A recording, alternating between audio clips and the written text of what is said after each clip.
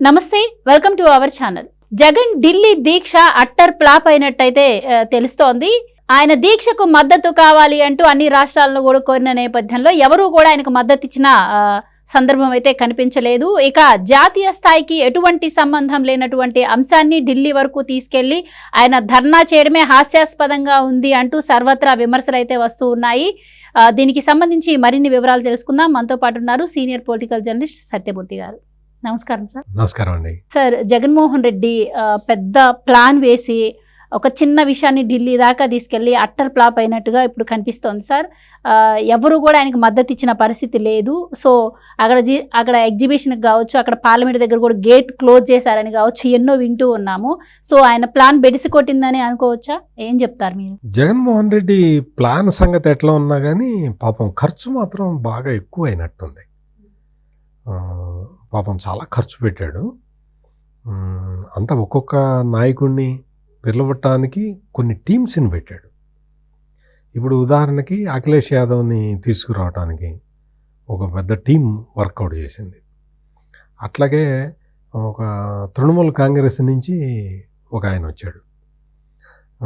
ఇట్లా ఒక 2-3 పార్టీల నుంచి ఆ పార్టీ ప్రతినిధుల్ని రప్పించటానికి జగన్మోహన్ రెడ్డి చాలా పెద్ద స్థాయిలో ఖర్చు పెట్టినట్టుగా కనపడుతున్నది. ఎందుకంటే వచ్చిన వాళ్ళందరూ కూడా అతను ఎవరో తృణమూల్ కాంగ్రెస్ నుంచి ఒక అతను వచ్చాడు. అతను వచ్చి చెప్తాడు, జగన్మోహన్ రెడ్డి నిన్న మొన్నటి వరకు ముఖ్యమంత్రిగా ఉన్నాడండి, ప్రస్తుతం అయితే ఓడిపోయాడు, మరి ఏం చెప్తాం, రేపొద్దున ప్రైమ్ మినిస్టర్ కూడా కావచ్చు అని చెప్తాడు.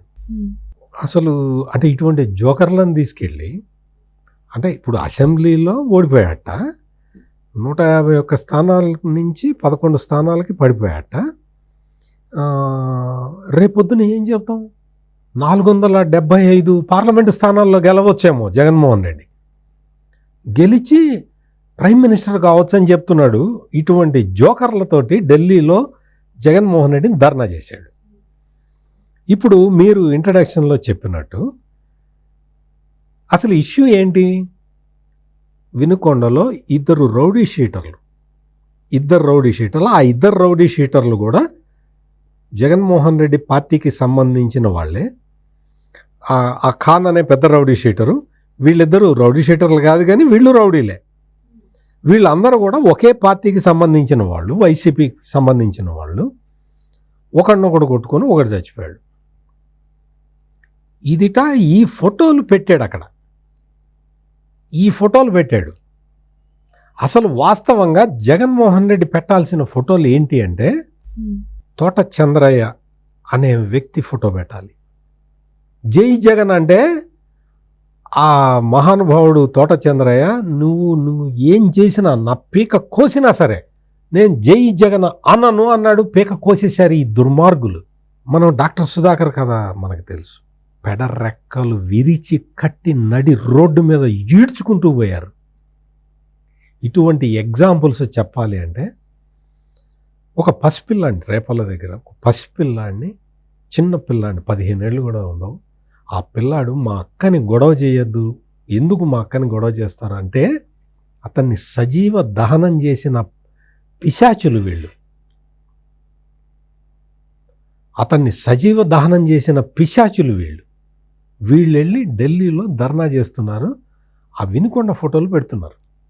వినుకొండ ఫోటోల్లో ఏముంది, నీ పార్టీకే సంబంధించిన ఇద్దరు కొట్టుకుంటే నువ్వు వెళ్ళి ఆ ఫోటోలు పెట్టి నువ్వు ఎంతమంది, 36 మందిని ఈ 35 రోజుల్లో 40 రోజుల్లోనో తెలుగుదేశం వాళ్ళు చంపేశారని చెప్పాడు జగన్మోహన్ రెడ్డి.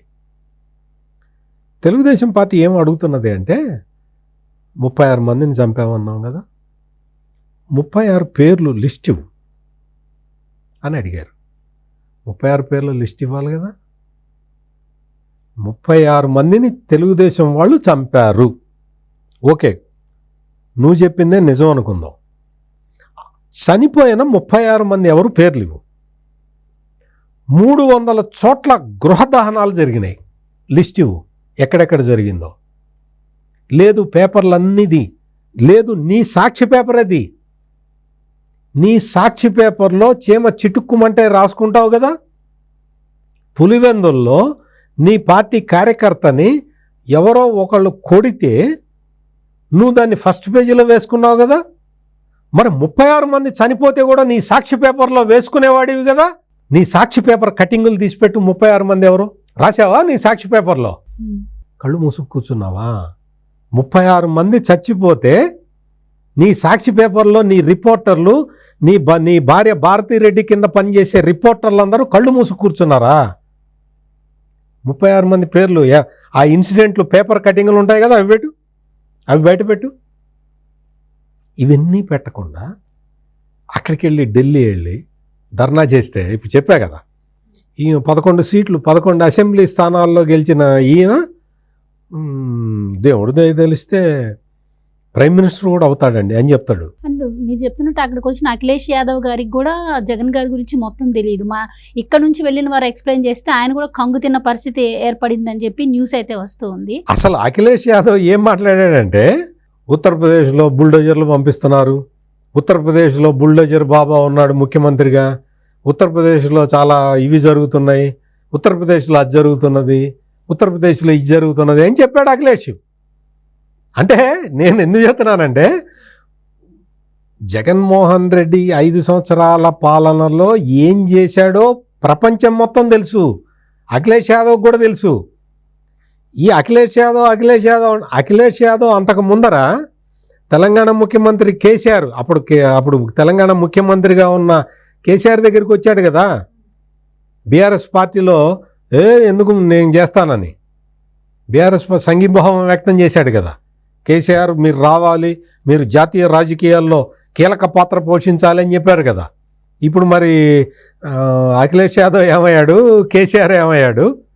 ఇప్పుడు మళ్ళీ అఖిలేష్ యాదవ్ వచ్చి జగన్మోహన్ రెడ్డిని ఆశీర్వదిస్తే మళ్ళీ జగన్మోహన్ రెడ్డి భారతదేశానికి ప్రధానమంత్రి అవుతాడా? ఇవన్నీ కూడా అక్కడికి వచ్చిన వాళ్ళల్లో అసలు జగన్మోహన్ రెడ్డి ఏంటో తెలియదు. నేను చెప్పా కదా, తోట చంద్రయ్య, డాక్టర్ సుధాకరు, ఈ అమర్నాథ్ గౌడు, వీళ్ళందరి పేర్లు చెప్పాలి. వాళ్ళందరినీ కూర్చోబెట్టి అసలు ఇంకొక విషయం ఏంటంటే, 300 మంది తెలుగుదేశం పార్టీ కార్యకర్తల్ని 5 సంవత్సరాల టైం పీరియడ్లో జగన్మోహన్ రెడ్డి పార్టీ కార్యకర్తలు మర్డర్లు చేశారు. ఆంధ్రప్రదేశ్లో 300 మందిని, 300 మంది తెలుగుదేశం పార్టీ కార్యకర్తలు ప్రాణాలు కోల్పోయారు ఈ వైసీపీ అల్లరి మూకల చేతిలో. అటువంటి ఒక దుర్మార్గపు పాలన అందించిన జగన్మోహన్ రెడ్డి ఈరోజున ఢిల్లీ వెళ్తే ఇదే వీళ్ళందరూ వచ్చి ఏదో 2 పార్టీల వాళ్ళు 3 పార్టీల వాళ్ళు వచ్చారు. వాళ్ళు వచ్చి ప్రసంగించడం, ఏదో పెద్ద స్పీచ్ ఇవ్వటం, వాళ్ళందరూ హిందీలో మాట్లాడారు. మరి జగన్మోహన్ రెడ్డికి హిందీ వచ్చో రాదో నాకు తెలియదు, కానీ ఈయన ఎవరి దగ్గరికి వెళ్ళినా అదే ఫీలింగ్ పెడతాడు కదా, ఒకటే ఫీలింగ్ ఉంటుంది మనసులో, ఆ మనిషి ముఖంలో ఒకటే ఫీలింగ్ ఉంటుంది. మరి అదే ఫీలింగ్ పెట్టి కూర్చున్నాడు. ఇప్పుడు నువ్వు రాష్ట్రపతి పాలన పెట్టాలి ఆంధ్రప్రదేశ్లో అని వెళ్ళావు, సీరియస్ డిమాండ్ కదా, నవ్వుతావేంటి ఆ ధర్నాలో కూర్చొని ఆ వెకిల్ నవ్వులు ఎందుకు? ఏంటంటే మొత్తం కూడా దేశం మొత్తంలో మొత్తం ఆంధ్రప్రదేశ్ ప్రతిష్టని నాశనం చేయాలన్న కంకణంతో అంతకు ముందర కూడా అదే చేశాడు. అండ్ ఇంకొకటి ఆశ్చర్యకరమైన విషయం ఏంటంటే, అక్కడ పెట్టిన ప్రెస్ మీట్లో కూడా ఆయన ఒక మాట అన్నారు, స్వతంత్రం వచ్చిన తర్వాతనే ఇప్పుడు ఆంధ్రప్రదేశ్లో జరిగినంత దారుణం ఇంకెక్కడా జరగలేదు, ఏ రాష్ట్రంలో జరగలేదని కూడా చెప్తున్నారు ఆయన. ఈవెన్ చెప్పాలంటే 31 హత్యలు అంటున్నారు, 500 ఏమో ధ్వంసం చేశారంటున్నారు, 1000 మందిపై అక్రమ కేసులు పెట్టారని కూడా అక్కడ నేషనల్ మీడియాకి ఆయన చెప్తున్న పరిస్థితి. అండ్ ఇంకోటి మెయిన్గా ఏం చెప్పారంటే, ఆంధ్రప్రదేశ్లో రెడ్ బుక్ రాజ్యాంగం నడుస్తోంది, ఎవరైతే నచ్చట్లేదు వారిపై దారుణంగా కేసులు పెట్టి కక్ష సాధింపు చర్యలకు పాల్పడుతోంది అని చెప్పి కూడా ఆయన మాట్లాడటం జరుగుతోంది.